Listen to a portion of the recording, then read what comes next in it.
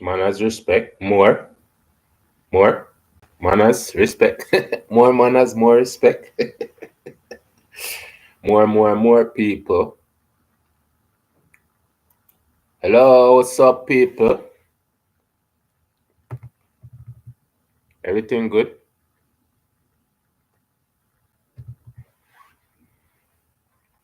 Seeing people. It's Friday night, people.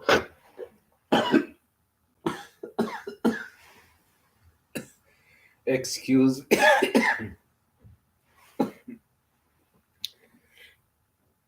That's a lot of water.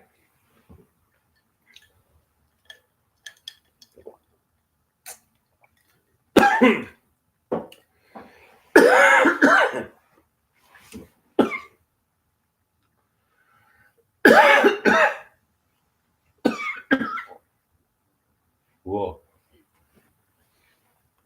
That's a lot of water.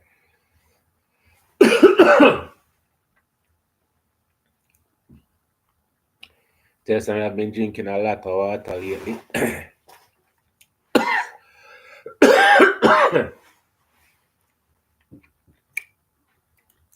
Yeah, people, I've been drinking a lot of water, so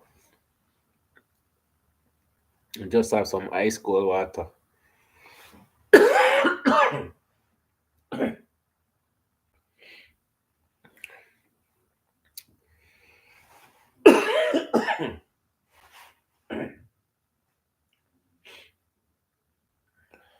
Oh boy. Yeah, people. So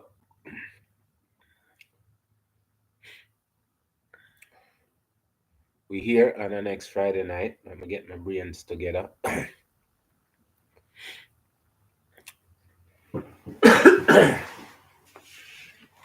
So people don't know say enough things are going. Lots and lots of things are going. We have we have the ending of the month coming up. Happy birth month. So it's a little bit warmer, but trust me, it's still cold for me. Anyways, people,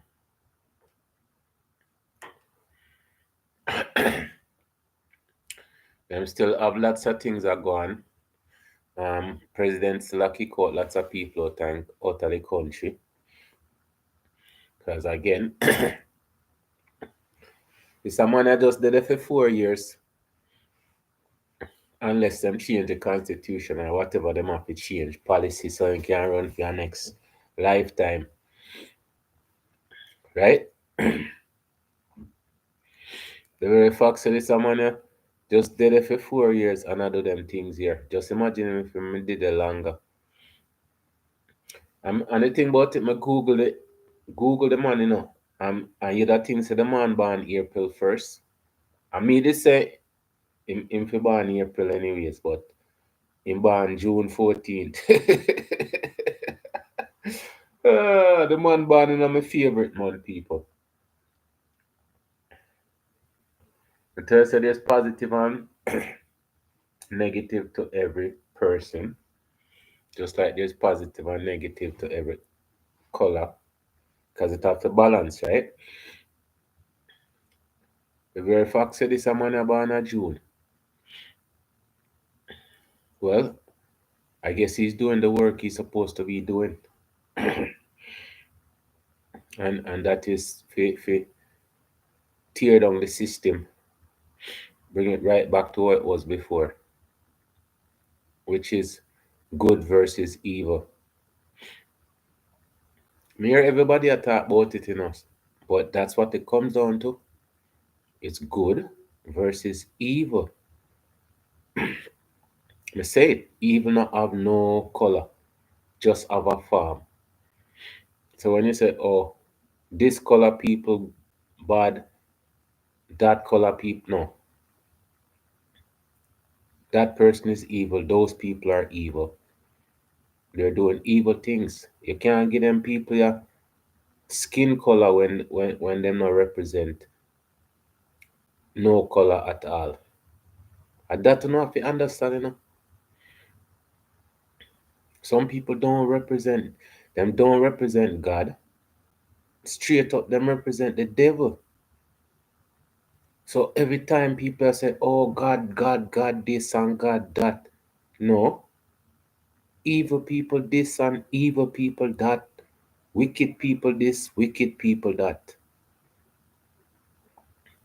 Them people are some evil people. But you see, we call them this color, right? And them things that them are represent that color. No, they're not. That are the biggest misconception in a society, you know. If we give people color when them don't represent the color. You can't call a thief a black thief. You just have to call him a thief. You just have to call the truth, people. We can't sugarcoat it. What we are sugarcoat it for? So when time we see certain things and we don't call it, it's like say we are give them a pass. We are give the evil people them a pass. We are give the wicked people them a pass by saying, oh, and I tell you no, the way I see it, people, evil people, gone to bed, evil people. Them evil. They're absolutely evil. Them not have no good in them. So me nah give them people no color. I am not giving these people no color when these people are evil. You can't give them color, but in a my understanding, them not represent no color. So if them represent no color, you can't give them no color. Absolutely not. It's crazy if you give people color when them don't represent the color where you give them. There's evil people that does evil thing. That's some see it. And evil come in different form and shape, but not color. Some things we have to understand, people. You know what I say? Some things we have to understand.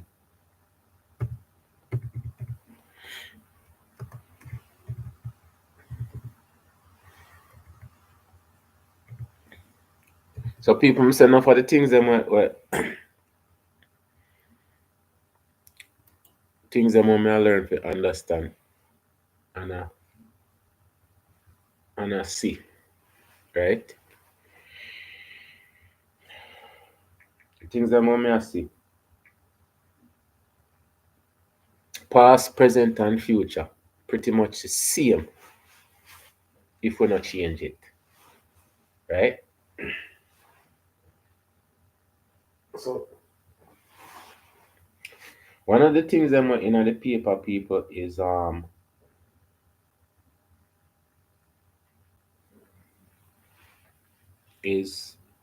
thing what them call um hazing. And went many ways and forsook them. So that was Bible study with Rumba Time News. You gotta listen people, I'm telling them I listen to anything and everything, right? It's my duty to listen and understand. Now, one of the things now what that I've always heard about, right, is hazing. Hazing is when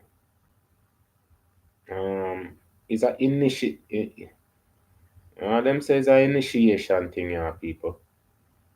But me look upon it as still abuse, right? All of them things that people are some, you know, tell yourself violence has always been there, but unnecessary violence, violence in self-defense, I agree with. Unnecessary violence, me not agree with. So one of the things me always hear about is hazing, right? Hazing, um, or something more them do. In a fraternity, them do it in a college. I don't know if they do it in a high school. Yeah, in some high school, yes. But it's in it's joining a pretty much a group or a gang or whatever them people. I them things I'm telling you, so me live my life and some things I don't understand. Like I may not understand why people do certain things, right? Or what's the purpose? But when you get influenced a certain way and it becomes acceptable, that's the problem. And then I'm telling you say, oh, we don't many times it's not it's not thinking out things, it's just doing what you're told. Just follow what them I do. I'm gonna tell you say some people many times me have to learn my lesson, right? And lessons are things if you don't learn, you have to keep on doing it over and over. And that's not a lesson, that's insanity. The same thing over and over and expect a different result. Anyways, people them do this. There's this young gentleman that him did him get boxed up in a some easing thing.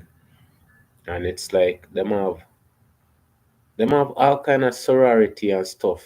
There's so much people things people I'm telling you, them have well, I mean, I know them have sorority at every college, I think. But me never really into those stuff. Me just hear about them stuff there. But again, past, present, future, if it not change, it's gonna be the same, right? So when we talk about them things, it's like we have enough things, we have enough struggle in a field with culture, in a field with society, in a field with community, other than to take up extra stuff, right? So me not see all easing are one of the stuff that we take up and I do to each other. When me listen to the story, people, it's just uh, we just create problem for our problems. But it's part I mean I know people, it's just part of the past, the present, and if we don't change it. That's why I said the next generation of kids them have to understand certain things. If you have to get abused for join a group, that's not a good idea, right? If you have to go through ritual and sacrifice and them things that will be in any group, them things are not good idea. I don't know, but come tell us more like I'm more of a loner. I get along with everybody, but I'd rather be alone, reading, listening to something, other than hang out with a whole bunch of people who are not like-minded. So I me couldn't see myself like I join them things here. But there's many people again join them things here because of other people joining it and influence them on all of them stuff there. Right? But this gentleman, I find him, it's called Cam James. He's in a black fraternity, the dark journey, and him said deep dives.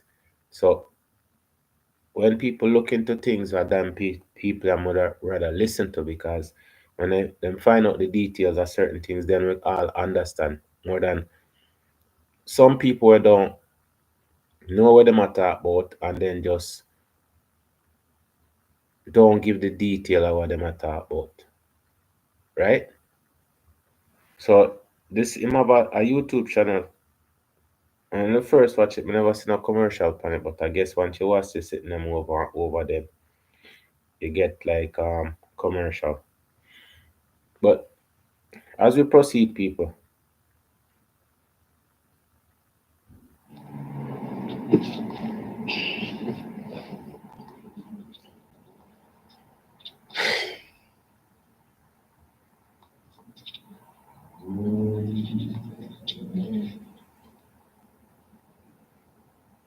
Caleb Wilson was a 20-year-old junior from Kenner, Louisiana.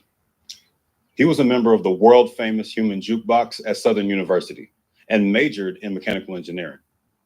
He collapsed and died on February 27th, 2025, while participating in an off campus and unsanctioned fraternity ritual allegedly conducted by members of Omega Psi Phi Fraternity Incorporated. According to the latest reports, the fraternity members lied about Caleb's death, claiming it happened when he passed out while exercising. In all likelihood, Caleb was punched in the chest along with the other pledges. That led to a seizure he never recovered from. His family said his passion for life, his dedication to his studies, and his love for music and the Southern University Human Jukebox Marching Band were just a few of the many qualities that made him an extraordinary person. Omega Psi Phi undergraduate chapters are allegedly responsible for the deaths of at least 5 other pledges dating back to 1978. My name is Cam James. I was abused by an undergraduate. okay, people, past, present, and future, right? So them people carry out them initiation, yeah, upon each other and box up each other. Again, why? Why would you want to enter in them something, yeah, people? As we proceed, come telling us them things, yeah, me never see myself in these things. I me never understand why I'd want to join these stuff. As we proceed. Of Alpha Phi Alpha Fraternity Incorporated, and I participated in abusing others in 2 separate semesters after I was initiated.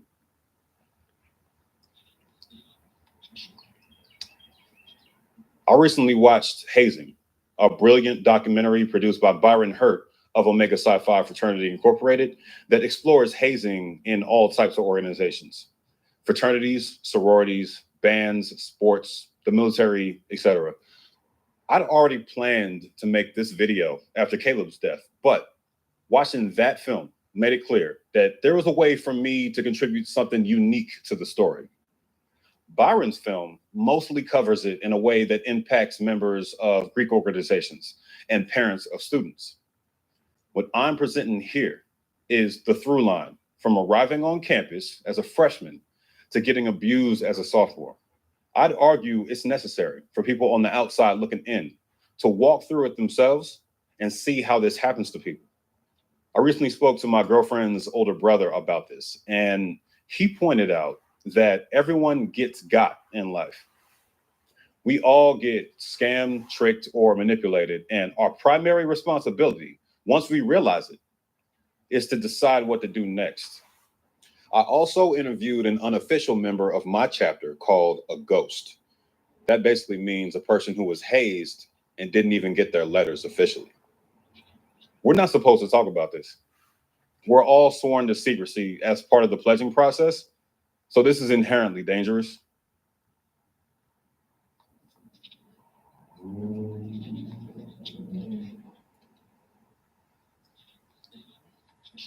When I say dangerous, I mean it's likely that I'll be ostracized by my chapter and their extended network.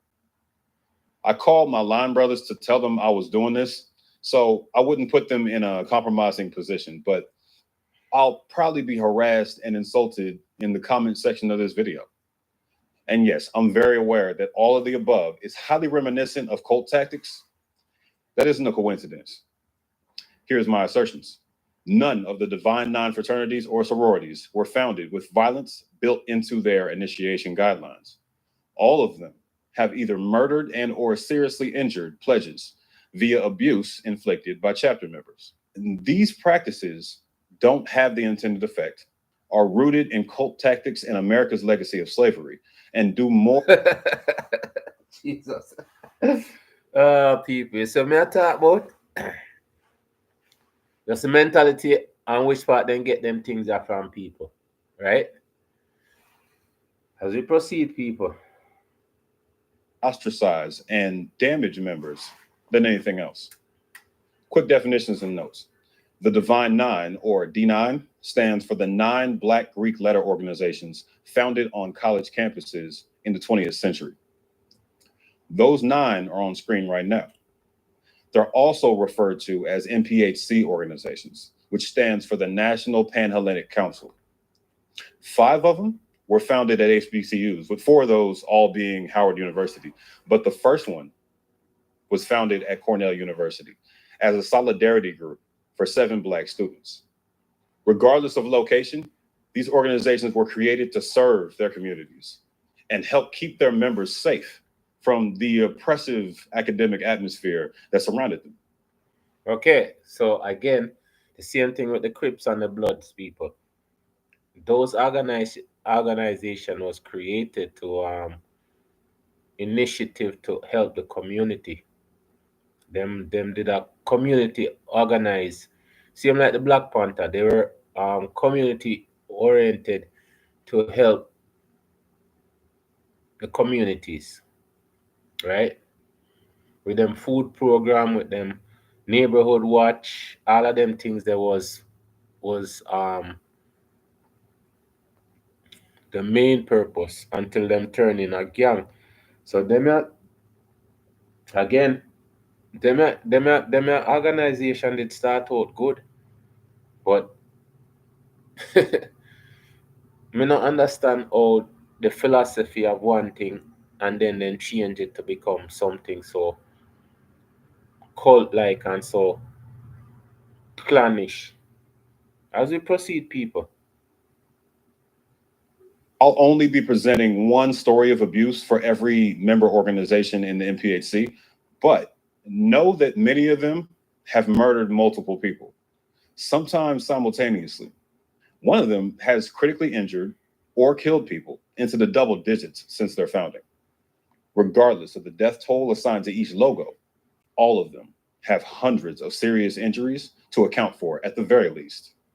Kristen High, 22 years old, and Kenitha Saphir, 24 years old, drowned September 9th, 2002 at Dockweiler State Beach near Playa del Rey in California, while participating in a pledging ritual allegedly conducted by unsanctioned members of an unidentified chapter of Alpha Kappa Alpha Sorority Incorporated. The sorority's chapter at Cal State LA had been suspended for hazing at the time, apparently. Both women were students at Cal State in LA, and although their deaths were initially ruled accidental, a private investigation by PI Robert Freeman revealed that they were blindfolded and tied by their hands and their bodies and led into the riptide conditions of the ocean, the family's lawsuit says. That night, the waves were cresting at 6 to 8 feet and creating a strong undercurrent resulting from riptide. Saphir reportedly claimed she couldn't swim, but was forced to proceed regardless. Yo, people, at that match I show you, these are like cult-like situation.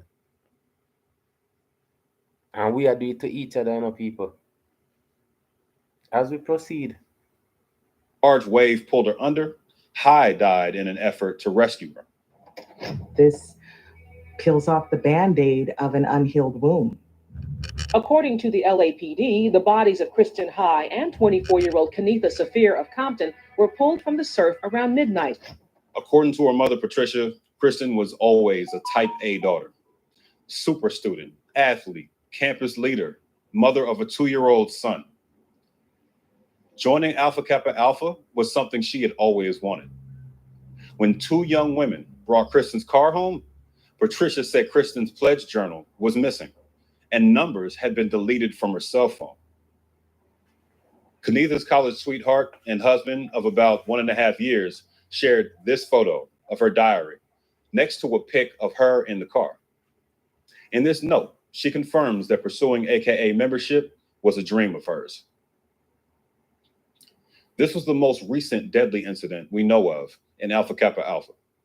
Witnesses say they wore matching black sweatsuits, socks, and tennis shoes.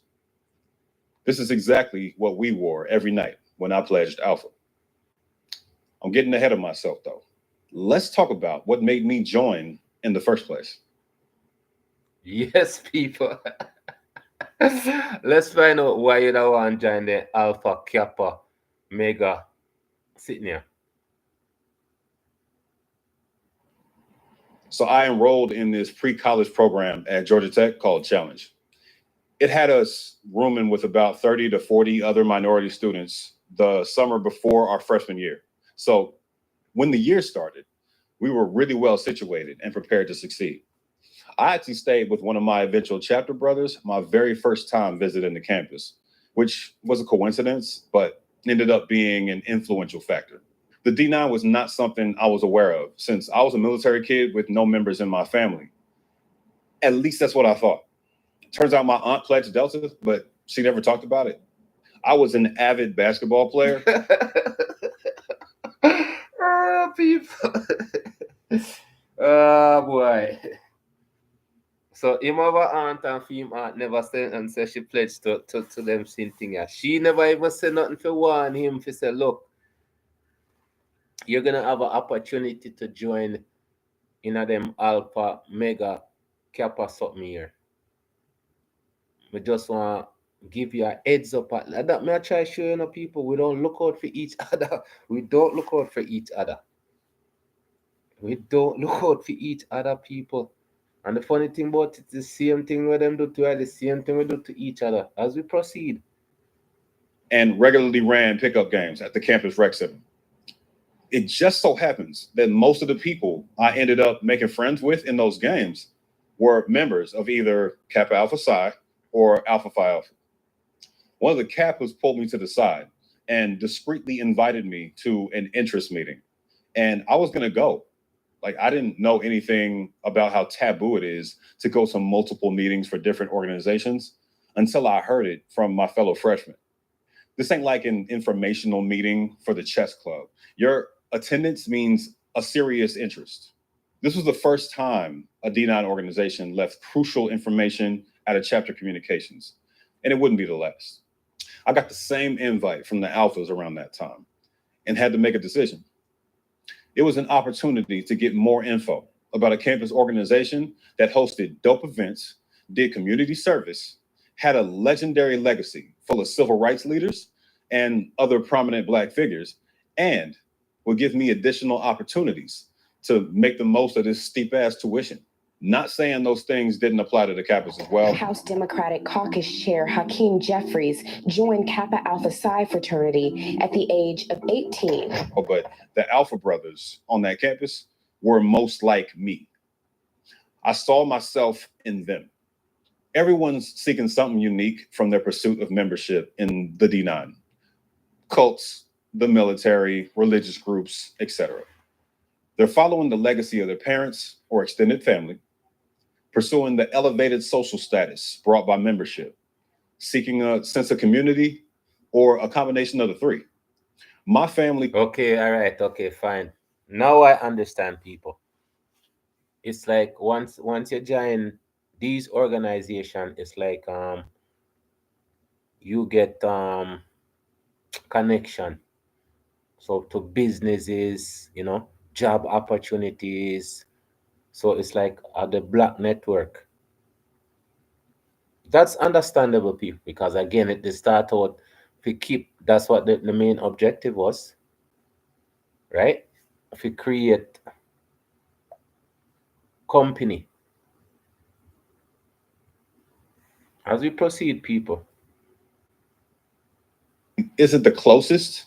And although I had plenty of friends, I grew accustomed to moving a lot and leaving my closest friends as a military kid. I wanted the sense of belonging and camaraderie that I saw in the chapter brothers. I was discussing this with my girlfriend and others as I wrote this, and the through line from slavery came up. Just like chattel slavery in the US, the D9 is a uniquely African-American phenomenon. The way American Black people were torn from our home continent, had our names erased, religion replaced, community destroyed, and family members sold off was a significant contributing factor to the establishment of these groups.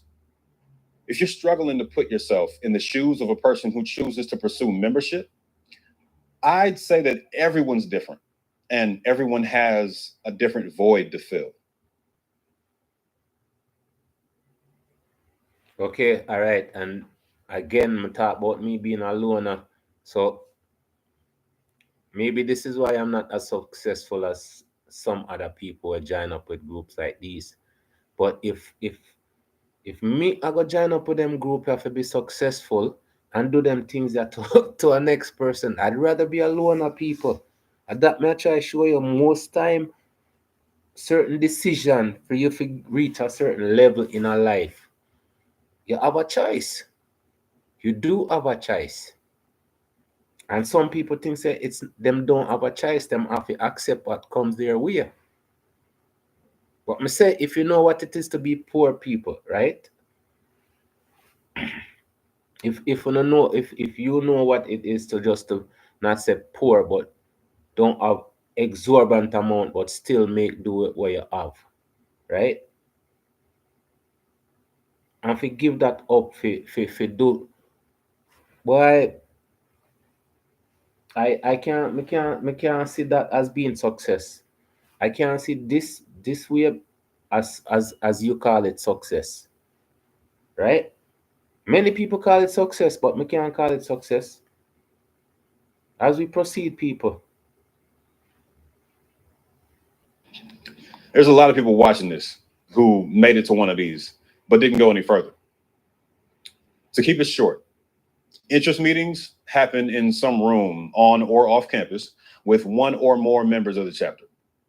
You typically know most of the people in the room because you've seen them at campus events.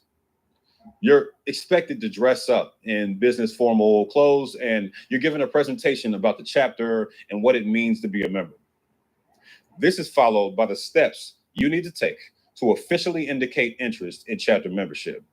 My first interest meeting was pretty short and had way more people in it than the second one. I later realized that the first meeting was so crowded because whoever's currently pledging has to attend one of these in order to join the fraternity on the national level. Some of us have literally never seen these people at the time, and sometimes that line gets dropped by the time you attend your next interest meeting, so they're just gone. The only people at my second interest meeting were the 4 19-year-olds who ended up becoming my line brothers, and another person that ended up deciding not to proceed before we became a line officially. All 4 that ended up being on the line were already friends of mine. At this stage, I essentially committed to becoming an alpha without being informed that we would be subjected to physical abuse. People, I guess that the part. Yeah. What I'm saying though. Well, okay, fine. If you never know about initiation thing, people, I guess you would have say, all right, then fine. We never know. But all of these things, there's always some initiation, something. People don't make you join. I'm sure I've been places where maybe them did a think about me for join or something like that. But maybe, from the way I talk or something, they say, nah, that brother, yeah. Me don't know people. We never find a group where we can say, or the opportunity for join a group, like, you know, as we proceed. This is the second time information was withheld from us. On February 15th, 1994, Michael Davis and 4 other individuals were being initiated as brothers to the Southeast Missouri state chapter of Kappa Alpha Psi Fraternity Incorporated. Davis and the other young men were slapped on their necks and backs, caned on their buttocks and feet, and beaten with heavy books and cookie sheets. You pledged in spring '89. Spring '89 lasted the divine. Did you go through the old school way of pledging at that time, or did they switch it around?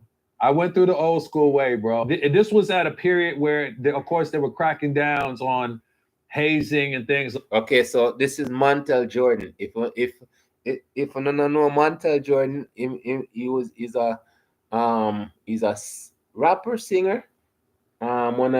This is how we do it. Was one of the bangers from the 80s. Now you see him a talk about going through them things here, but we him talk about it. Him not talk about it like. Oh. As we proceed, people. And of course, Kappa Alpha Psi is a non-hazing fraternity. I got the respect and the notoriety with the brothers that were brought in an old school way. And I'm not saying it's always the best way. And I'm not saying that there aren't unhealthy things that every organization probably does traditionally. You see? People, them beating up, beat them, do some really sick things too, you know. But again, he's not gonna say them things. Plus, you know, I say him pass through it, and I'm sure he does it to other people, right? As we proceed, not be done, but I was brought in before a lot of the crackdowns and everything happened with trying to make organizations more safer to enter. My entry into Kappa Alpha Psi was not safe. Can I say it that way? Okay, you hear me talk about, and that's just being mild, right? As we proceed, you know. Are you serious that Kim Fields was a Kappa sweetheart? Yes, sir. But did her brother pledge before you or after you? Her brother pledged before me and pledged me. Wow, what type of big brother was he? He was not kind. Kim Fields, I think it was an actress, Kim Fields, on was it Different Strokes? People, I'm telling us, my memory pretty good still, you know. But I think she went to that college there too, and again her brother, and again him use the word not kind, but you don't know I go already. As we proceed, he was not kind. I got introduced to a phone book by her brother because I forgot to call him. Active fraternity members kicked, punched, and body slammed the 5 pledges. By the final day of the initiation process, 2 of the 5 dropped out, and the remaining 3 were put through a 7-station circuit of physical abuse. Davis passed out and later died from a number of injuries, including fractured ribs, lung, liver, and kidney damage, a bruised and bleeding heart, and spinal hemorrhaging. Okay, people, this is an initiation for going on fraternity, you know. And you hear the people and talk about it like, oh, it's nothing serious. I don't know why we have to put ourselves, each other through them things here. Why does it have to come down to physical abuse pretty much? And at the same thing them used to do to we. That's the thing, you know. We've been through these stuff. But now we are doing it to each other.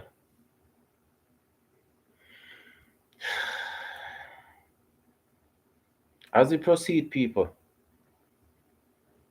Michael's mother, Edith, said her son was a kind soul who couldn't kill a spider, and that his death was cold-blooded murder. The most recent death, allegedly but reliably connected to Kappa Alpha Psi, occurred in 2019 when pledge Marlon Jackson Jr. died in a car accident. It was alleged that his exhaustion was due to pledging, and that these were members of the fraternity in the car. What fraternity did you pledge and what year? I pledged Alpha Phi Alpha Fraternity Incorporated. I crossed in 2013, fall in particular. Okay, so he's one of the people them that got involved in it, right? But him never make it, right? Like him go through all the trials and tribulation, but them say him get ghosted. As we proceed. Are you a registered member of Alpha Phi Alpha Fraternity Incorporated? I am not. Why is that the case? Because of the very topic that we're talking about. There were allegations of our chapter hazing at the time that ballooned into a larger situation. That situation ballooned into an investigation from the fraternity. We went through that. At that time, we were offline because the chapter wanted everything to blow over and make sure that everything was fine. That investigation came back with nothing against the chapter. However, the fraternity does not operate in innocent until proven guilty. They operate in a more likely than not. And if we had to do it, well, someone's got to take it. So they couldn't bring anything against the chapter at the time, so they instead placed me and my line brothers on the do not initiate list. Do not initiate.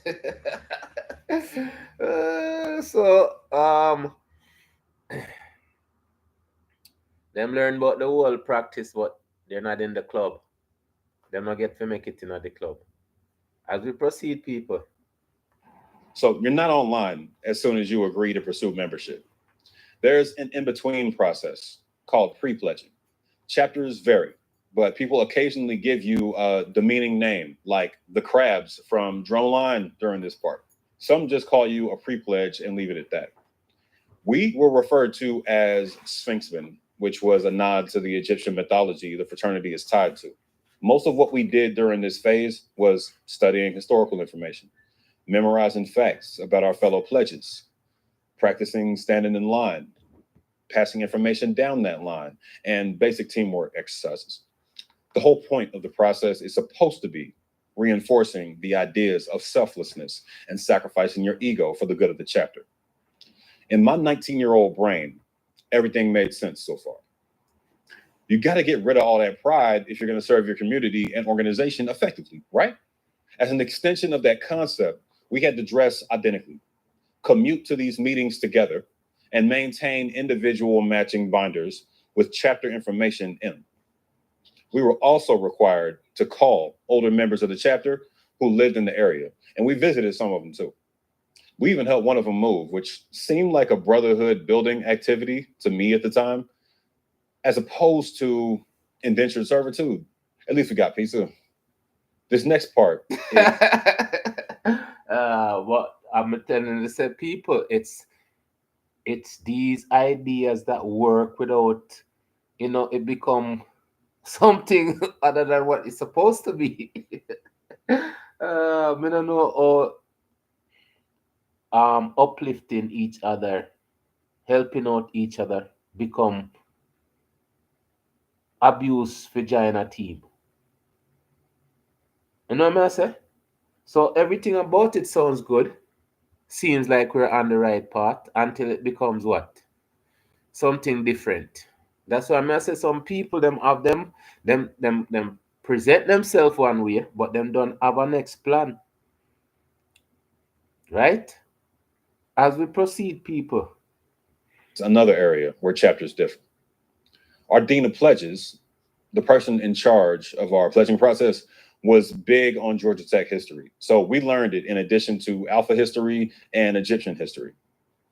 As we got closer to the official start of our pledging process, it became more obvious that reciting this information with military precision and accuracy was not only expected, but required. That was when the psychological abuse started.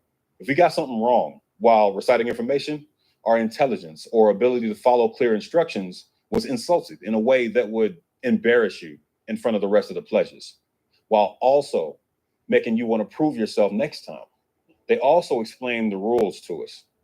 Pre-pledging was when we started to withdraw from most friends and campus activities, stopped attending any non-essential meetings, and adopted chapter superstitions like not walking on grass or not using elevators since they represented shortcuts. I later realized that these restrictions were directly out of the cult playbook. If you eliminate someone's ties to outside influences, it's easier to put them through hell. None of this was physical abuse. All that changed when the chapter brothers decided that we were ready for the next step.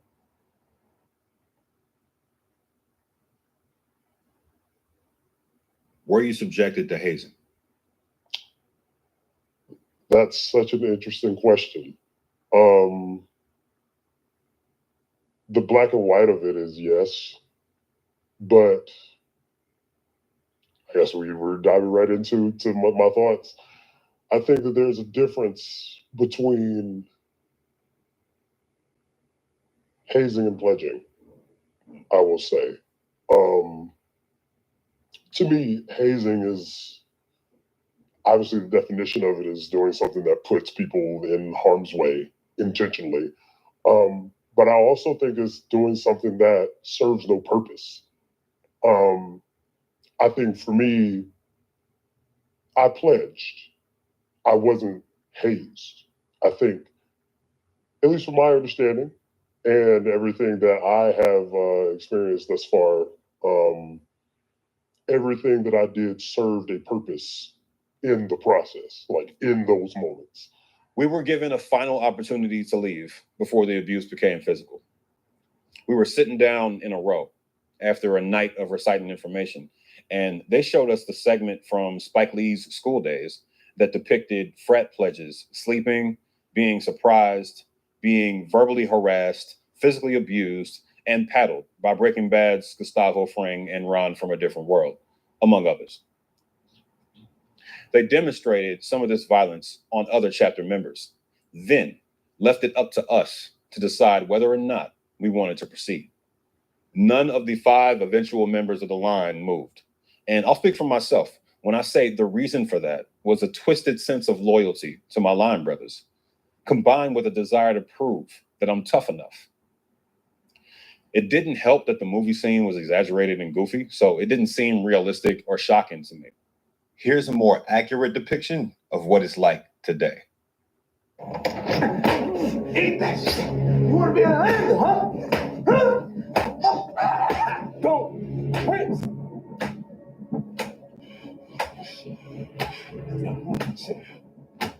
Don't touch my hand. You want to be Atlanta, huh? You blocking me? I am leading the pledges. This is my line, and every bruise of the neck leads to suspicion. You want me to rip that fucking brand off your chest? Get the fuck out my way. Get back in line.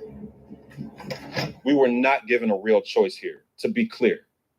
The fact that we were in the room with our fellow pledges and the chapter brothers were staring at us makes it extremely coercive.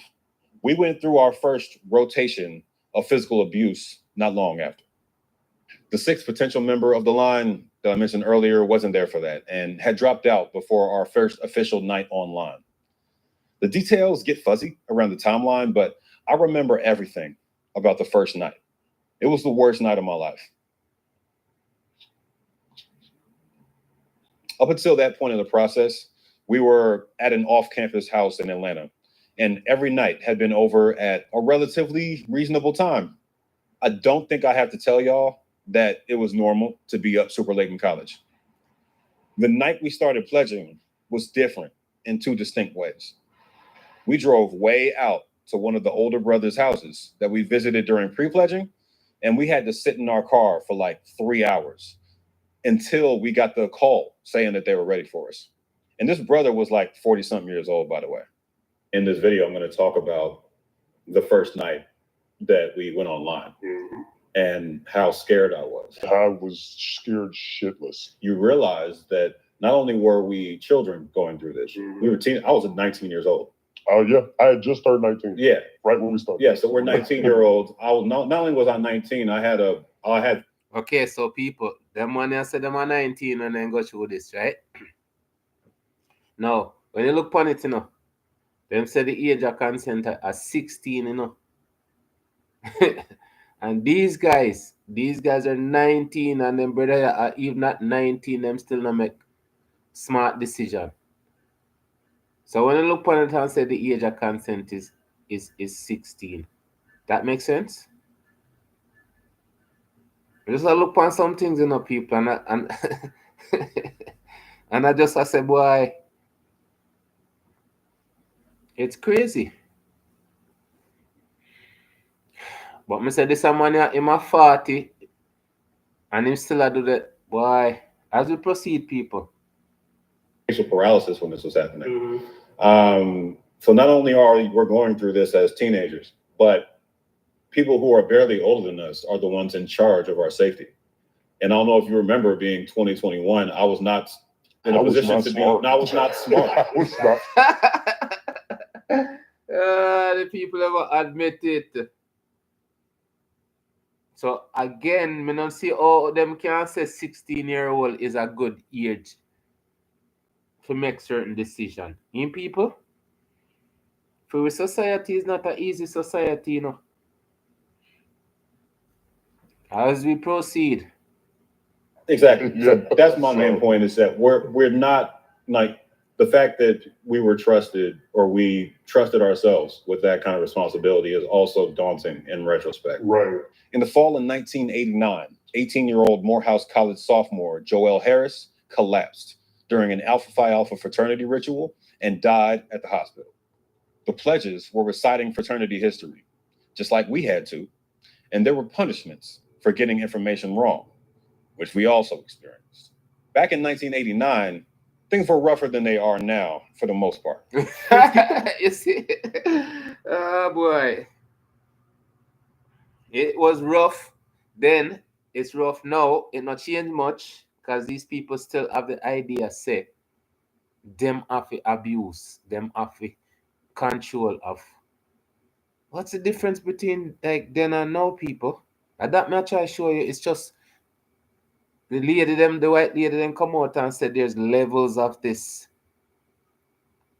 Why? As we proceed, people. As we proceed. And up to there we go. That's that Kappa Alpha Psi. Yes, sir. They were on the cusp of major crackdowns on hazing, but it was still very prevalent, both before and after. Beating somebody is dumb. So what does it lead to? It's led to death. You can't come back. This is Roland Martin. He has his one show on YouTube too. And I did subscribe to him still before.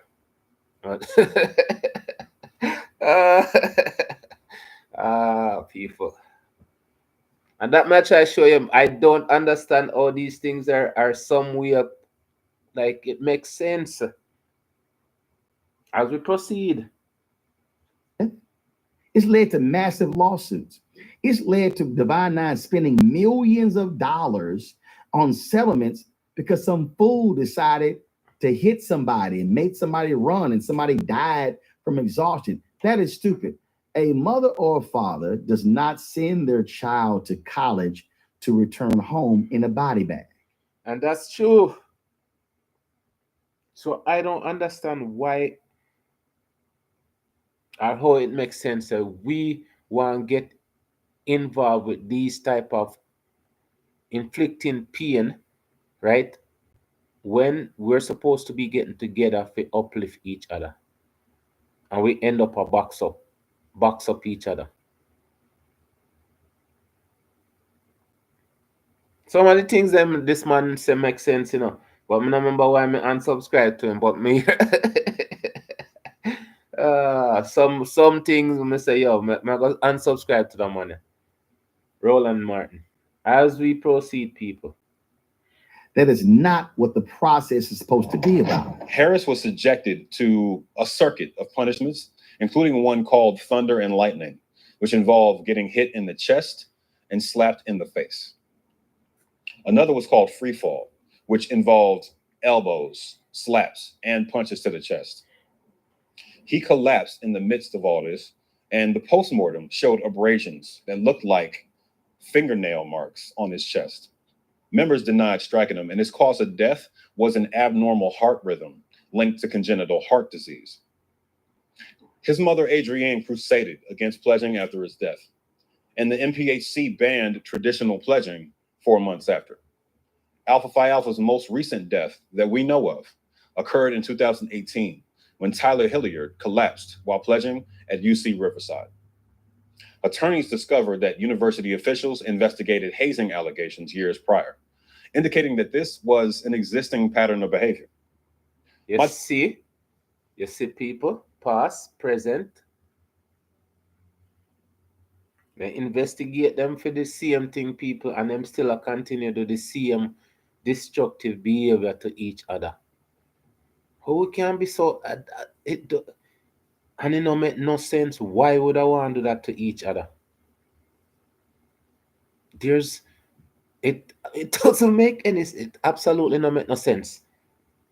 Why you want to start an organization, but before you create this powerful organization, we have to abuse each other. Everybody will come in. We do the same thing to them. And it no matter if one of them or 2, 3, 4 of them drop out, box up. We just continue doing the same thing, generation after generation. Me tell you, say sometimes people, we have mental issue. Yes, we do. Yes, we're not perfect. Yes, we're scarred people. But them things that it's extra, it's the youth we use the iron in the dam and burn the girl in our back. Pretty much at them behavior. These are the type of behavior. As we proceed, people. Chapter considered themselves too evolved to hit people in the chest and slap them in the face, since those were all known to result in deaths and serious injuries. Instead, they resorted to things they considered to be safer, such as slaps on the back, shoving, intense exercises, psychological abuse, paddling, and occasional attacks to any other part of the body that was considered safer to target. That first night at the older chapter brother's house was like getting jumped into a game. That's really the most accurate way I can describe it. These people are educated people. These are educated. These people are in university. These people are in college. These people are going to be doctors, scientists, all of these great things. But then they might do these things that makes absolutely no sense. Wow. I'm going to tell you something, you always hear about this hazing thing, and me always like, why would anybody want to do them stuff there? But me never know, so there's like a community of the people them. So it's like community of business people who do evil things. That coming like say at the same thing like all the weird people them have them own deep dark secret where them do the whole of them gather up and do all of them things. Wow. As we proceed, people. It started at 3 a.m. or so and felt like a ceremony that was going to end in us being on almost level ground with the brothers of the chapter, with us crossing the burning sands into the next phase of pledging. Enough in the mind of that thing. People. Just like all of them people that got Hollywood and things that them are gonna be superstar. They're gonna say, yes, we're gonna do this and we're gonna be, the next the next somebody famous. And then they end up in some dark alley, them whole life down the drain and everything. Take a deep breath. Breathe in, breathe out. Breathe in, breathe out. Breathe in, breathe out. You see, since love time people say, we can't make these things up. Why would we want to make up them things at people when these are the things that these people are doing for real? That's why I'm gonna say you open up one book and you see so much different characters and stuff in a real life. It's crazy. As we proceed, people, Then the masks we were wearing were pulled off our faces, and we were immediately sent into a barrage of physical abuse that had no connection to the accuracy of any information. Okay, so it's the same thing with the mask. Oh boy. So them did I wear mask, them have mask. Why? Them on this mask thing. But anyways, in the alpha thing, yeah, them people are wear mask too. As we proceed, people. So pretty much it's a black clan. Except we do it to ourselves. As we proceed, people. Reciting. It was an excuse for young men to beat on even younger men in the garage of a much older man. It was confusing. Why? We traumatize. We traumatize. We are traumatized people. We really are people. Because in a them incident, in a these situation, right? Me say, hurt people want revenge. Right? So all of them people are from them older people, yeah. Take out the revenge on the other people them, and then the people take out revenge on the younger people them.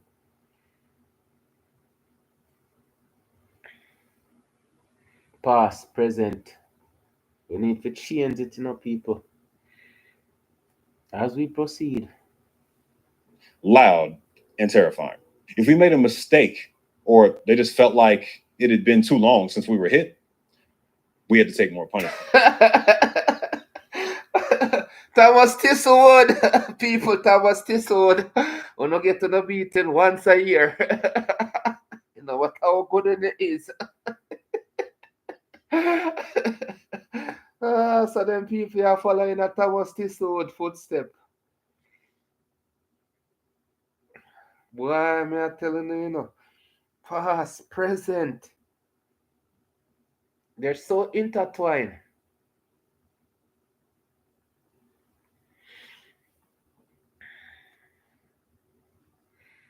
As we proceed, people, I tell you, say some of the stuff that I learn is like, I don't know, it's like, some of the stuff that I learn, people, it's like, it really is evil, it doesn't have a color, are just evil people. Evil not have a color, just evil people. So it's always good against bad. Because me don't know how them people just get up and say, you know what? These are good ideas. Come up with how much punishment and something. When me see them things, me think so like fraternity and them things, but me never know say it's like a covenant of, and that a sacrifice. That seems to me like a sacrifice if them people I get boxed up in a them situation. How is it not a sacrifice? When you do them things that the people them eventually them are go get boxed up. If you not abuse a person like that. As we proceed, people. So they say you can't trust nobody. When I say don't trust nobody, don't trust anybody at all. Can I trust myself? Isn't that a person? As we proceed. We left with contusions and scratches and met back at the original off-campus house every night after that. We'd usually get a more peaceful session after the really intense nights like that, so we could recover and have some sense of normalcy, which is all part of the manipulation. Oh, but telling the people. This is his confession, people. This is his confession. Him saying feel sorry for all of the stuff that might do to people, the life that might impact on them things. This is the confession of a abuser. We get drawn up in them occult behavior there. As we proceed, people. If it was super violent every night, nobody would make it through. There were nights where we weren't touched at all, and our time was spent reciting info, doing skits or songs as part of our nightly routine, then going home. This helped further the idea that we were responsible for them hurting us.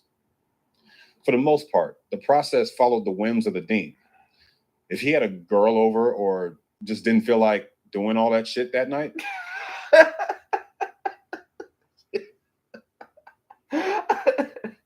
People, this is sick, you know. The man say if him have a girl over, I do not feel like do this shit tonight. Jeez. No, sir. And that me I try show you when you listen to how people talk sometimes, people. The man them know say it's not a good thing to do, but the people then go along with it anyways. Listen to what the man say it. And this man I go do it to other people, you know. Something where the man never agree with in a some sick, sadistic way. We need to change, people. We need to change. To understand certain things. Trust me, there's enough pain in this world that will last 100 trillion lifetime. Unfortunately, it not stop, you know. Unfortunately, we can't be a peaceful race. We have to find some way. That's why I'm asking the AI them ready. When the AI them ready, what purpose are we gonna serve? If the AI said they want a peaceful world. I mean, never know say if AI want a peaceful world. I think AI want peace away.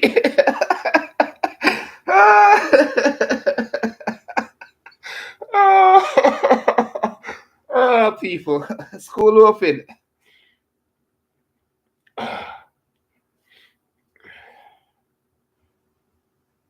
We're violent towards everything. We're just destructive.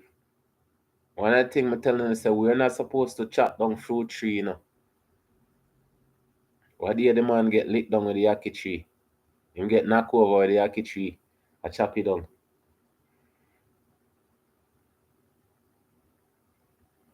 That's why I say when I look on the next lifetime, people. And this we are forward to. Because if past, present is consistent to what it is,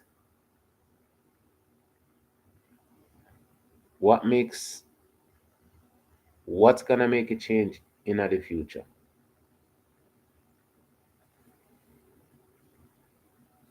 That's one of the questions I ask. As we proceed, people. it was an easy night for us. No matter what, though, we had to sit around one of our line brothers' apartments, waiting for the call. We knew it was going to be a rough night when the call didn't come in until after midnight. Or if it was a weekend, when more of the brothers would be free to haze us. Homecoming is always the worst night because that's when the alumni were in town and would walk in the house like, "Do you know my name?"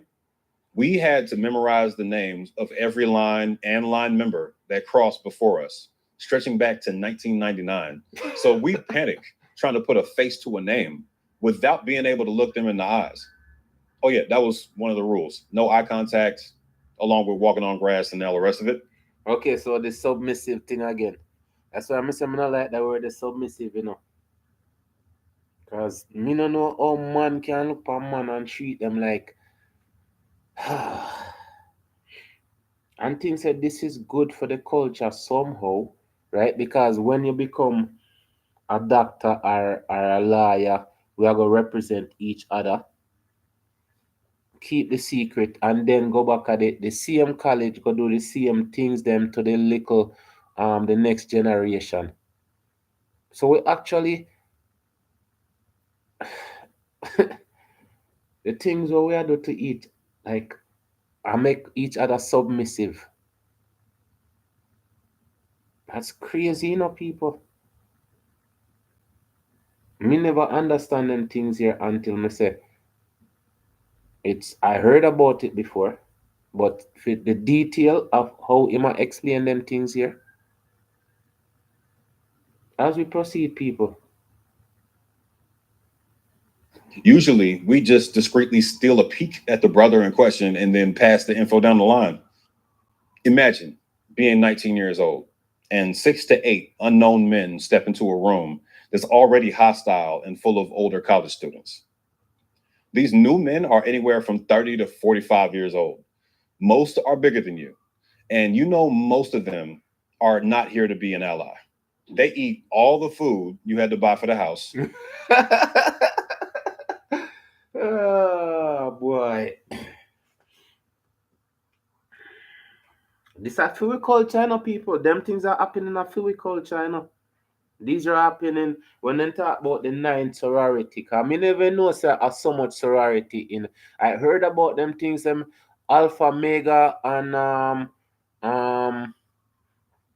them have really, in the States, so really, but when me hear about them, me always like curious about who they are and stuff like that, right? But then me hear the hazing thing, and it's always some kids getting, boxed up out of the situation. I know him a talk about it because I say recently the youth to him did a talk about him get boxed up in a similar situation, right?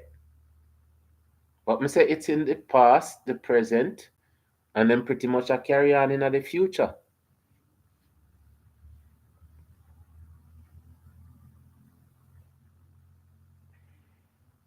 Wow. As we proceed, people. While mocking you and participating in your punishments as a way to show that they still got it. It's just a big ego stroke for everybody involved. Were there times where brothers were either acting out of ego, acting out of just mocking someone that's younger than them and abusing their power? Absolutely. And times where you felt that the physical harm crossed the line or was completely unnecessary. So if all those things are true, can you still say that this is something we should be doing at all? And also, I would ask you to factor in what's going to be a big part of this video I'm creating is all the deaths and the ways they've happened. Some people have died just as a result of doing strenuous exercise and nothing more. And so if that's all it takes to create such a drastic result or drastic outcome, going further than that, which is any form of laying your hands on somebody, right? Can you still say that has a justified place in the pledging process? This is so hard. This is so hard to reckon with because I guess for me it always comes down to like how do you earn your stripes per se? How do you earn your spot being Jesus Christ. Listen to this man, people. What stripe? What stripe is this man talking about? What stripe? What stripe are you earning? How can we have these thoughts in our head? These people are not giving you a job. You got college to get a degree, to get some form of, and this someone I say, oh, you get your stripe, or you get your position. Wow. That's why I say I'd rather be alone, I know. I'd rather be alone about that. Be in a situation like this.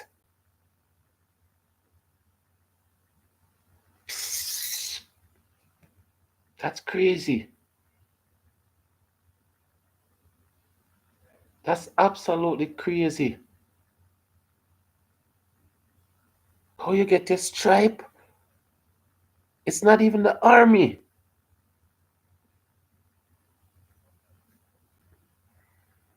And them are a young youth will have the mentality, you know. So when you look on them things and you see on the gang thing them, this is no different from the gang them no.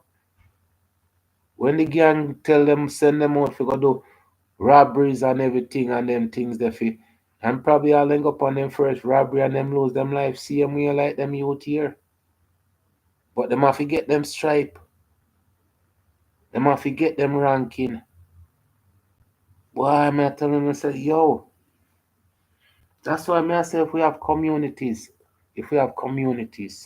not this type of community where you need to abuse somebody for them.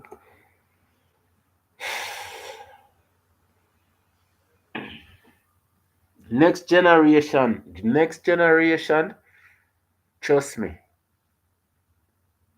I keep on saying it. It's policies that changes things,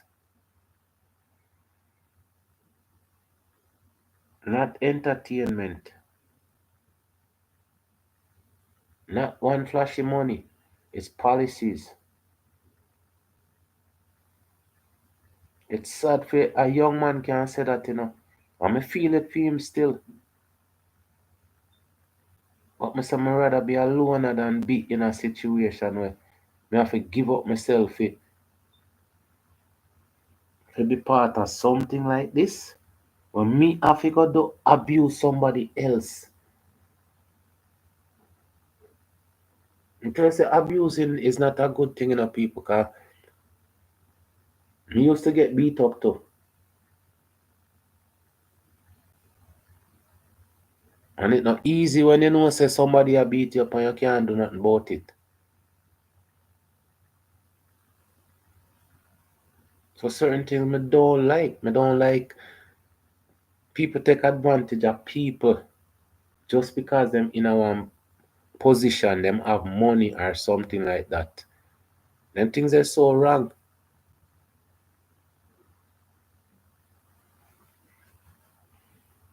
As we proceed, people, I said there must be a way we can help them next generation there, you know. It cannot be like this. As we proceed, people. You know, being a part of these orgs is it's not a given. It's a privilege. It's not a given, it's a privilege. It's not given, it's a privilege for you to go through them abuse, you have to join them distinguished cult. Well, I guess I see me one KKK person I talk to, you know. Just think of it though. It's not given, it's a privilege.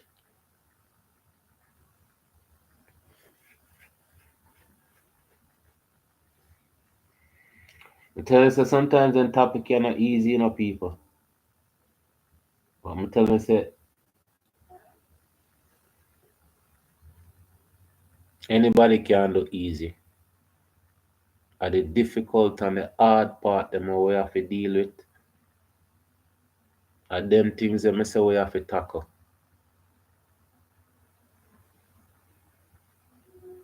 Nobody can say them love you or abuse you.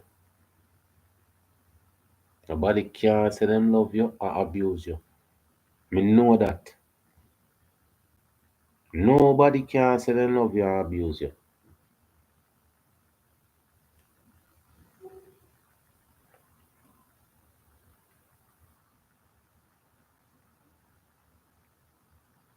As we proceed, people.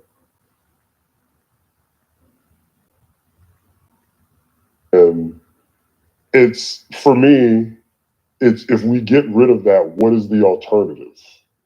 Remember, Caleb? if we get rid of that, what's the alternative? Be a loner.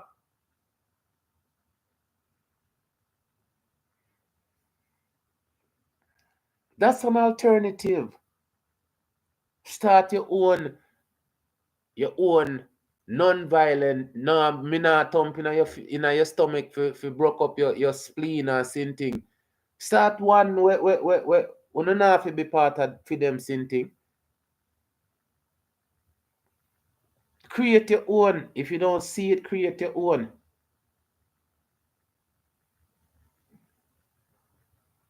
If you don't see it, create your own. What's the alternative?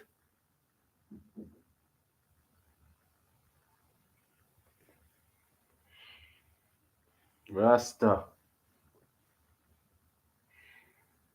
You want to say, what's the alternative? Next generation, trust me, we don't have so much alternative. Create on our own. We're creative people.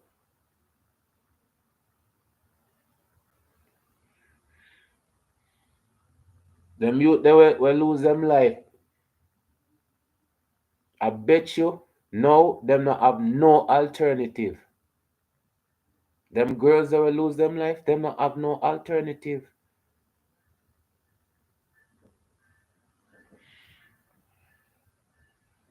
We never hear right through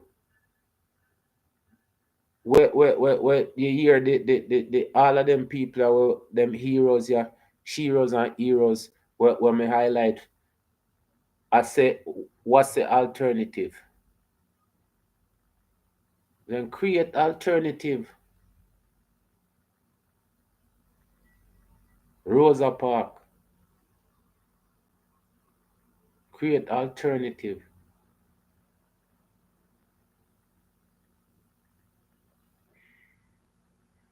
Man, so what's the alternative? It's a it's a privilege. It's not given. It's a let me say. Next generation, please. I don't want to know if you think like that. No way. Be unlimited. As we proceed. Wilson, he was allegedly punched in the chest by a graduate of Southern University, Caleb McCrae. These older members don't just sit and watch. They paddle you, slap you, push you, and wrestle you. I often considered leaving and fought back often since I had an anger problem.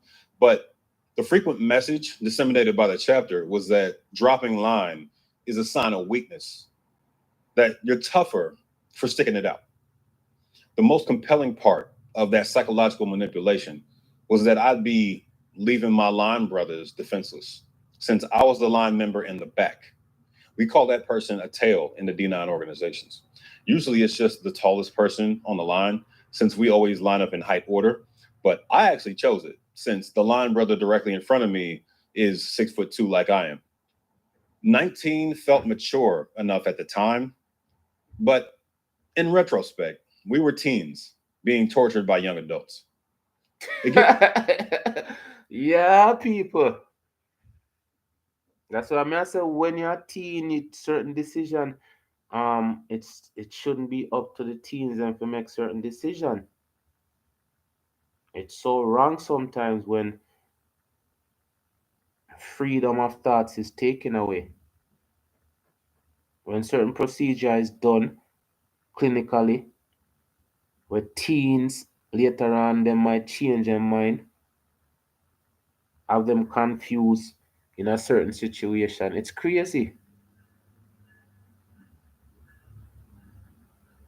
I'm still young. Them all have some big people we're still young.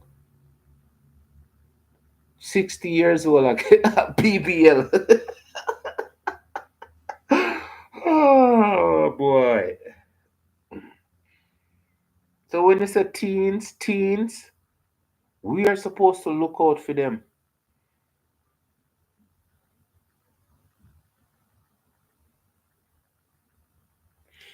You know, one thing I always try my best still.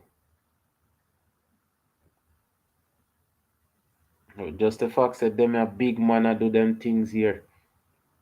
How me da come up with this idea say me and a bunch of man a go get together to beat up some little picnic. Because some big man beat we up.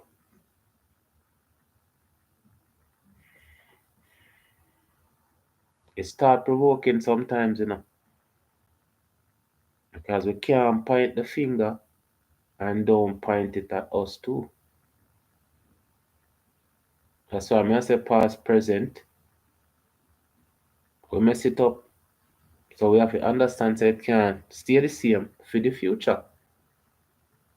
There's hope for the future, not for the past or present, trust me. As we proceed. A new perspective on what people go through joining the military before they can legally drink.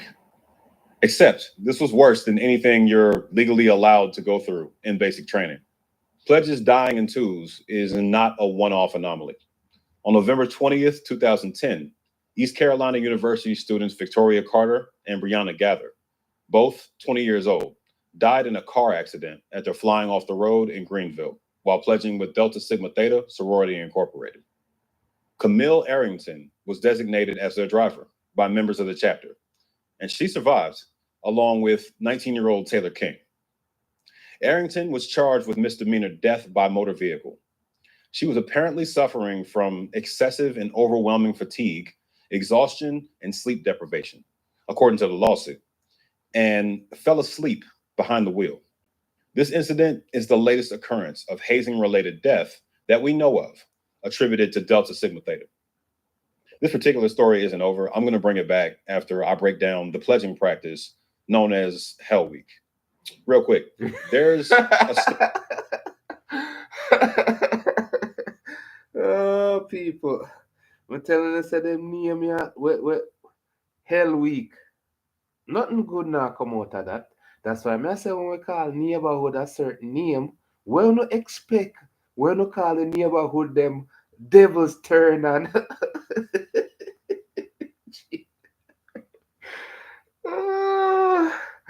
all them people I said there's so much in the words and then they still use word and curse each other every day.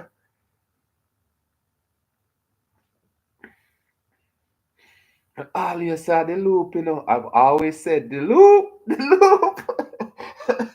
People, I shouldn't know, you know.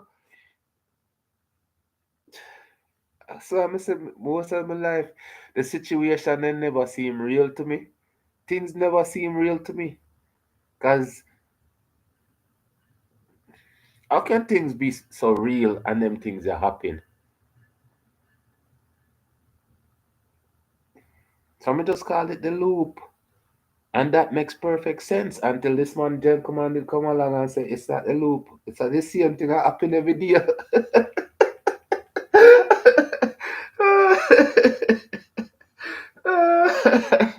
That theory out the door. It's not the same thing that happen every day. It not change. So when I tell people say I'm crazy a long time, I really was crazy if you believe the truth. As we proceed, people. As we proceed. Before Hell Week, where your restrictions are lifted and you're allowed to fight back against the chapter members, at least within my chapter. Alphas call it ape stage, since the ape is the unofficial mascot of the organization. Essentially, you could be in a situation where one of the chapter brothers. Jesus, people. I'm not making this up, people. This is real. And this is not a comedy show, people. The one them actually have a ear. Outstanding citizen, people. The one them use a ear as them official mascot. Jesus. I don't know where them. I don't know it comes unless I come up for me for highlighting of people, because I'm curious about these things, but I'm telling us that when we highlight them a situation, yeah, them things that we can't make up these things. We cannot make these things up because these things are actually happening in real life. And them don't make no sense. A madness. Absolute madness. People them have I hear was the official mascot. Mm-mm.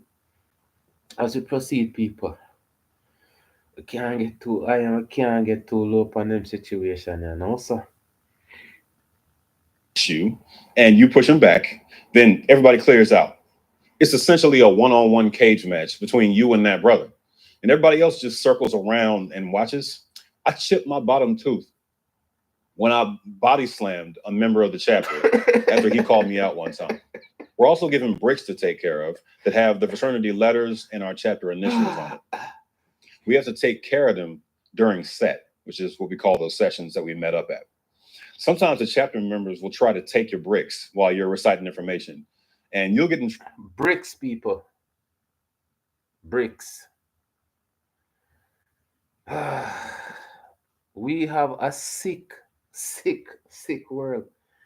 We have a sick world, people. We do. Something wrong with me. Something really wrong with me, people.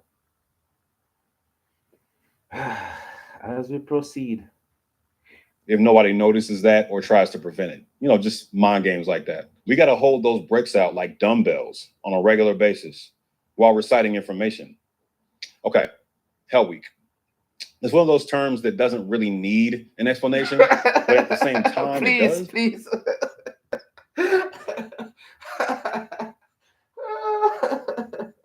I have no idea what Hell Week is, people. But we are going to find out because I'm telling you, said them people, yeah.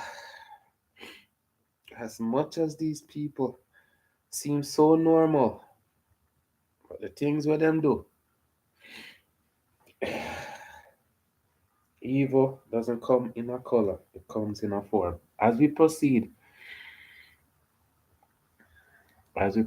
people. Because it's worse than whatever you're thinking. It's not one of those superficial labels that just means the chapter members up the ante a little bit and don't let up for a week. There's new, more creative forms of torture rolled out specifically for your last week of the process. In our case, meaning within my chapter, not only did the physical violence ramp up for no apparent reason, there was also new abuses. Eating a raw onion without vomiting. Oh, geez. Extended exercise periods where breaking formation or position meant more violence. Sleep deprivation. Being taken out into a forest and forced to find each other blindfolded while making animal noises. The list of humiliations was extensive. Again, they considered themselves evolved since they didn't do any of the more disgusting things some white fraternities force pledges to do. But so, you see, people, right across the board. And so, they're more disgusting, so it's okay. Right? As we proceed. To just more excuses to assuage their guilt. Hell Week is a different experience for everyone at each chapter. The Deltas I mentioned earlier had a version of Hell Week where they ate a Delta apple, which was that same onion I mentioned before. And some of their exercises match ours too. Delta chair, where they stood on one leg and held a brick above their head. Delta lipstick, which was hot sauce smeared on their lips. Sadistic shit like that. Some people are beaten bloody, experience even more extreme sleep deprivation, etc. We saw our share of bloody moments, but we encountered some chapters that had it much worse than we did. Okay, and these people are talking much worse and much worse and much worse. How is boxing up a person much worse than that? Or boxing up two people? What can get worse than that? Two people get boxed up. And you guys continue doing these stuff. And then saying, well, we're not as bad as the other sororities. We're not as evil as the other people who does that. Me, I wonder, does that happen in every race or every culture?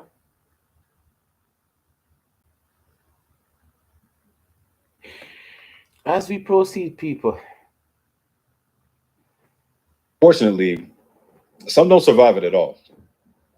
Donnie Wade Jr. was a 20-year-old student at Prairie View A&M in 2009 and died while pledging Phi Beta Sigma Fraternity Incorporated.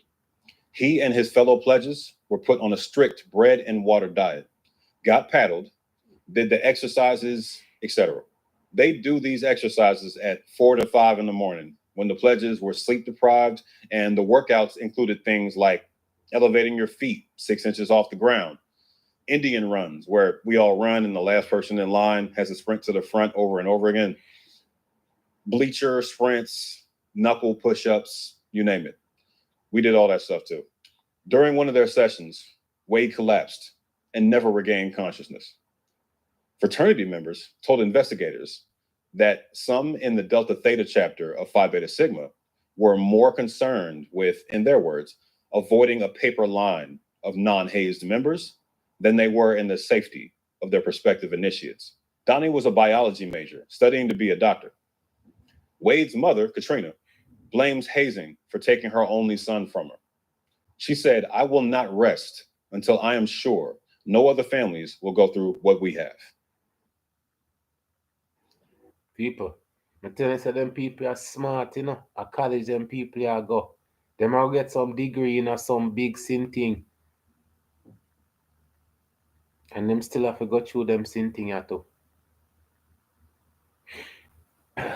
Boy. As we proceed, people.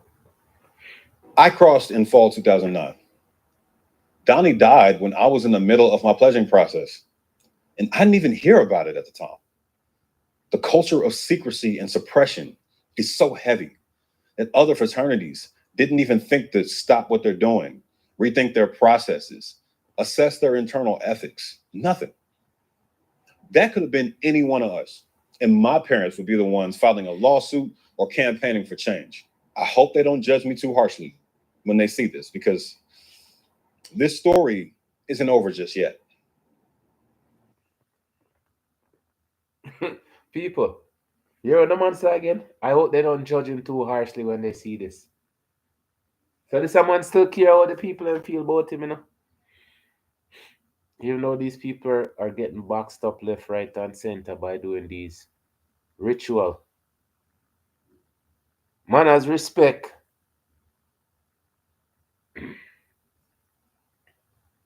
It's crazy, people. It's so crazy. Say them things here, we accept as normal.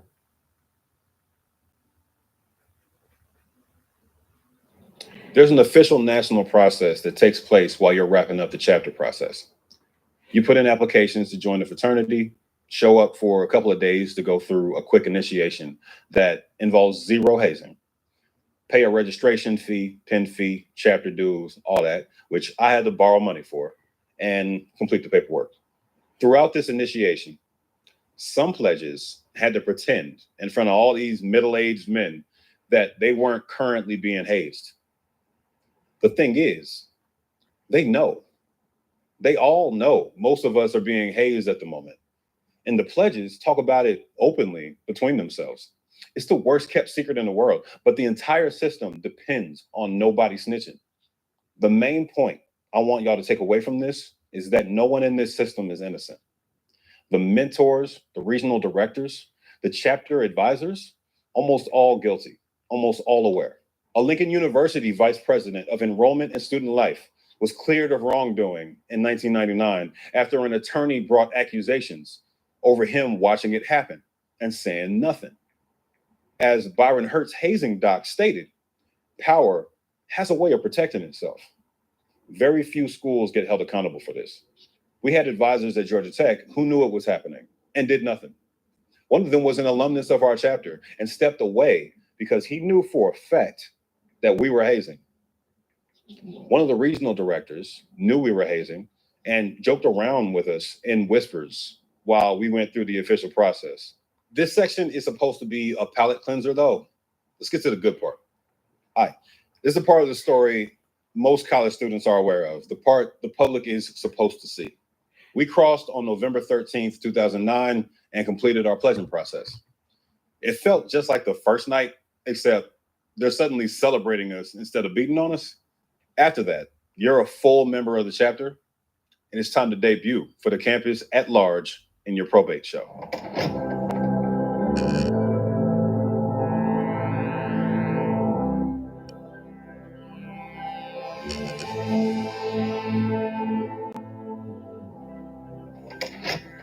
There's flyers made, a promo video, you get a crispy haircut and dope outfits, and the whole Black community shows up to celebrate your moment. There's step choreography we worked on for weeks, elaborate songs and funny skits we had to practice performing every night. Then each member gets their big moment. Step out, say your name, remove your mask, crowd goes wild, women ooh and ah. Half the people there knew you were doing it, and the other half didn't know you at all. For them, it's a hell of an intro. Parents and siblings show up, significant others hold balloons with your number, all that. I didn't have any of it because I was essentially cut off from my community in Atlanta and kept a secret from them, granted. Didn't really. Oh boy. So remember, same of our aunt in this, I know. Because I didn't tell him about it. So he didn't tell them about it. Oh boy. Secret. Oh boy. As we proceed, people. Too much though, to be honest. I was just happy to talk to my friends and return to normalcy again. You basically return to campus life with an elevated social status and excuse to walk around with the most gaudy jewelry and shirts on for the rest of the semester. Then, for some of us, comes the crash. I don't know if I said this earlier, but I attended Georgia Tech, the Georgia Institute of Technology, bro. I had to get a perfect 800 on a reading SAT just to get in that joint. And I was an engineer at the time. Our frats like to brag about scholarship and service, but there's no real protocols for the effect hazing has on your grades or your ability to serve anyone. I'd withdrawn from membership in ASU and NESB, was failing 2 classes, and failed another one in the next semester before ultimately ending up on academic probation and changing majors. Okay, so people, all of them time and the money and neglect them schoolwork, you know. So we didn't even decide them people could have some study, study session within all of them things, yeah. Your parents come out and everybody come out to see them, boy.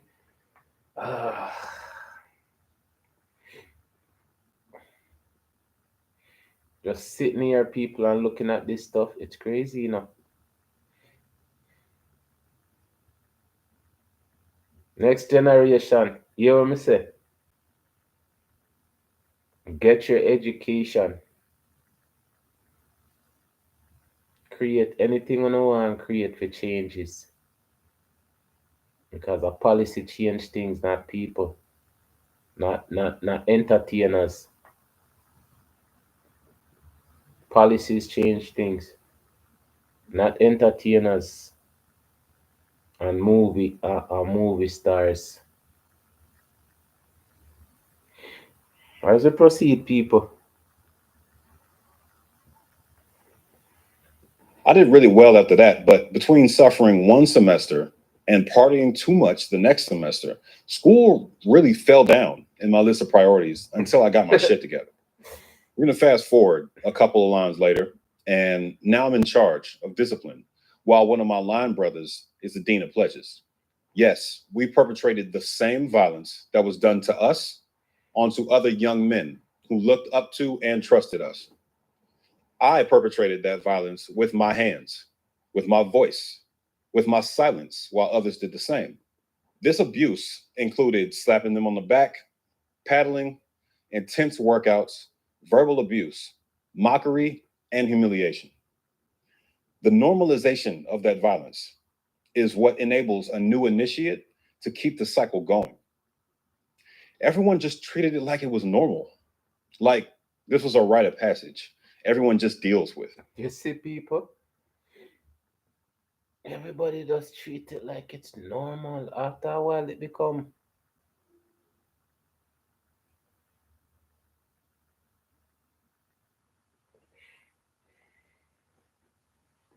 everybody treat it like it's normal, and that's when they accept it for what it is, and nobody now look for change it. Nobody saw something wrong with it.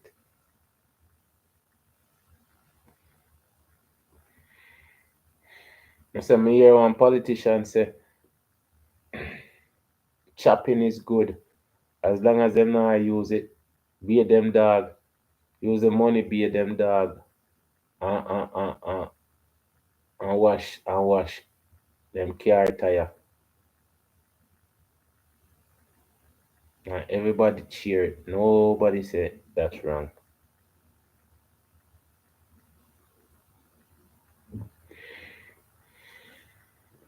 It's crazy, people. Just accept it.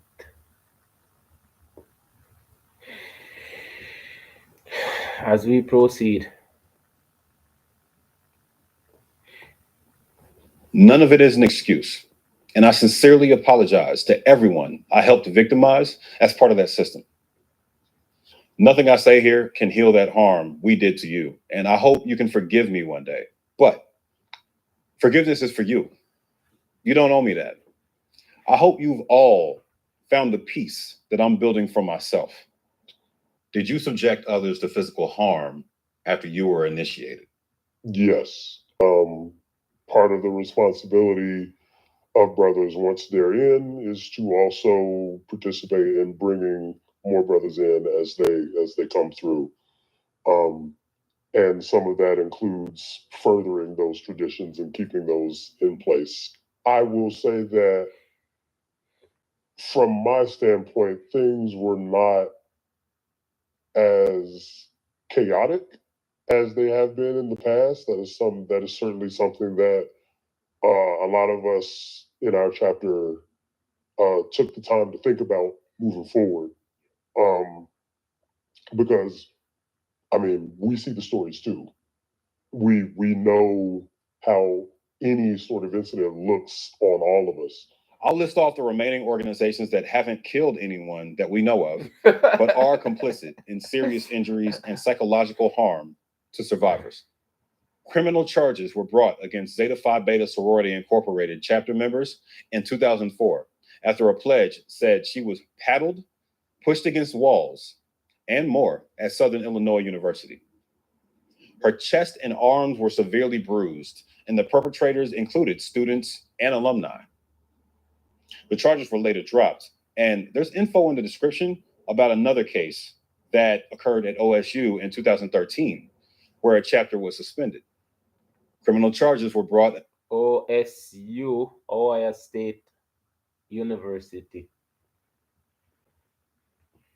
People, enough of them college are famous college, you know, but you know hear when things are going. You know go see them things are in the news or highlighted in any way, form, or shape. These stuff are bad for business,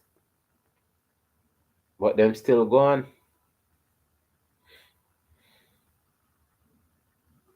As we proceed, people. And Iota Phi Theta Fraternity Incorporated chapter members at Lincoln University in 2015, after a student was injured during initiation hazing procedures. The two chapter members were suspended, then later charged with aggravated assault and lesser charges. Lastly, a Sigma Gamma Rho Sorority Incorporated chapter at Bowling Green University was permanently suspended in 2022 for severe hazing violations. that violated 6 of their student safety policies. They also exhibited a pattern of secret. Bowling Green is predominantly black university. As we proceed, people. Suspended in 2022 for severe hazing violations that violated 6 of their student safety policies. They also exhibited a pattern of secrecy and deception in an effort to avoid detection, which happens at every chapter that hazes students. The list of Exactly, people. People have to become look, and I me talk about that. I said people have to be. You see the people them where do it, them have to have people where in line with them. The people them where do it have to have people where them accomplish. I work with them. I cover them up. Just like the vampire movie them, you see the man will go around and rent the car so he can travel in a daytime. You have to have a team in everything what you do, you have to have a team. That's why I say I don't understand how good people not get together, like-minded people, to change things. And the bad people, them, the evil people, them will get together and I find people where I agree with them evilness. As we proceed, people. things they did is included in the source, and it's not a pleasant read.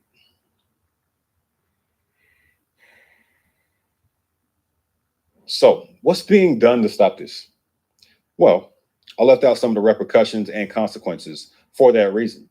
There have been serious crackdowns and other situations where the people in charge of protecting these teens and young adults absolutely dropped the ball. The deal that kept Kanitha and Kristen's cases out of court included a financial payout that the families are not allowed to disclose and a promise by the sorority to work harder to end hazing, which I don't know what that means. More than a dozen men. And that's what I'm saying, though. Them pay out the people them and then tell the people them don't say nothing about it. So maybe that's why you don't see it at these universities.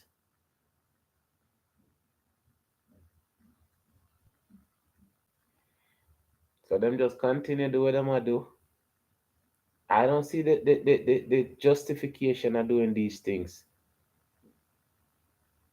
If you get in a then club, yeah. As we proceed, people.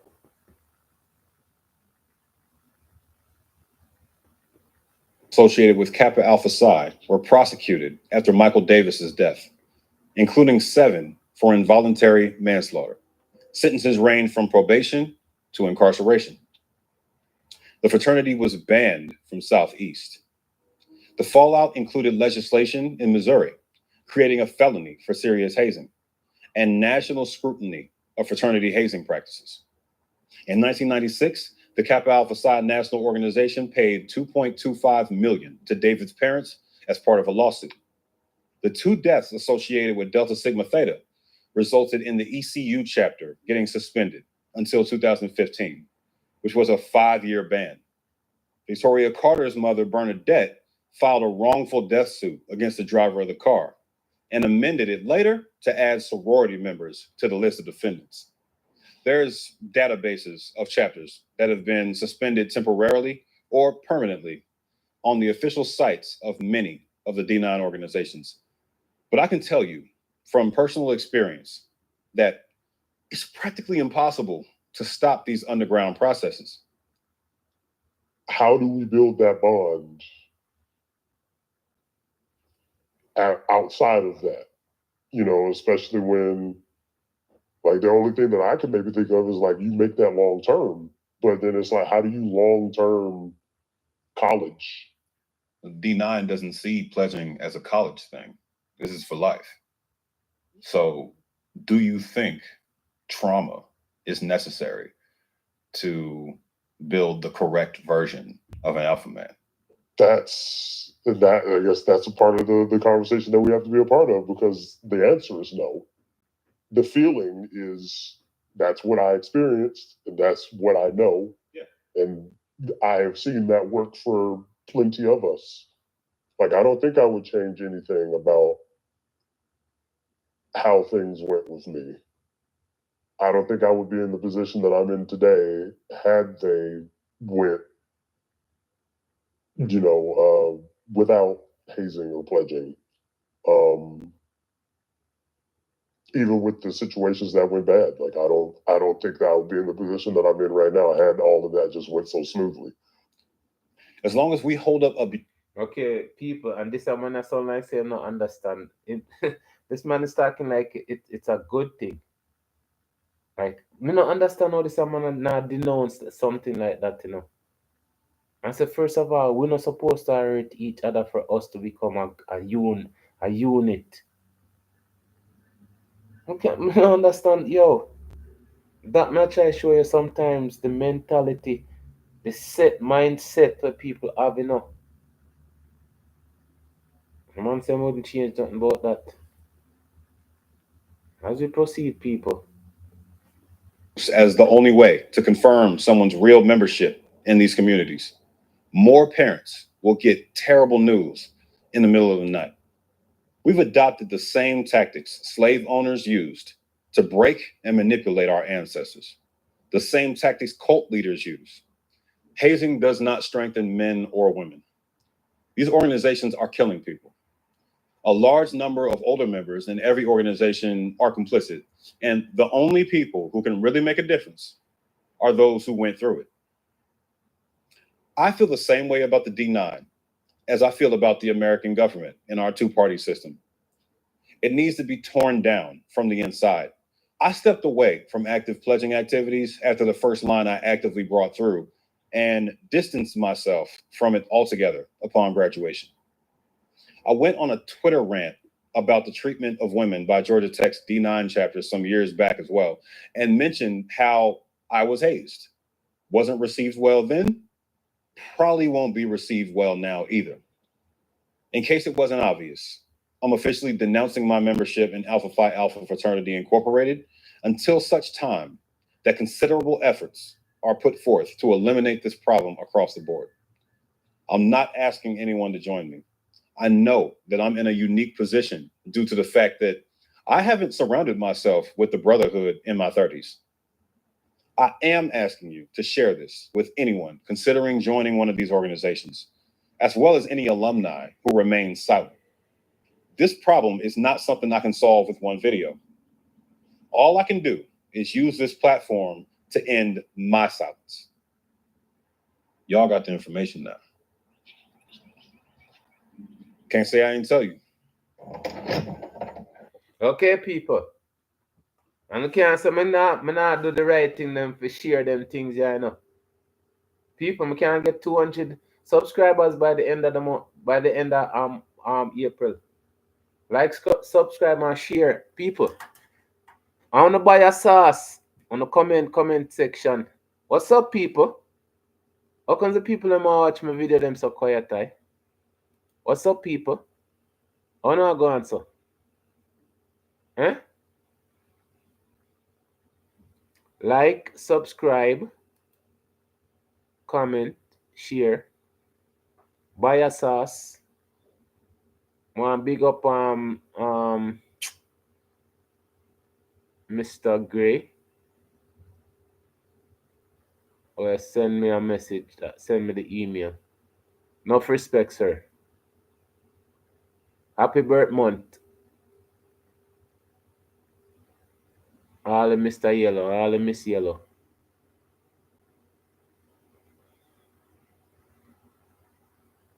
People, life is so amazing.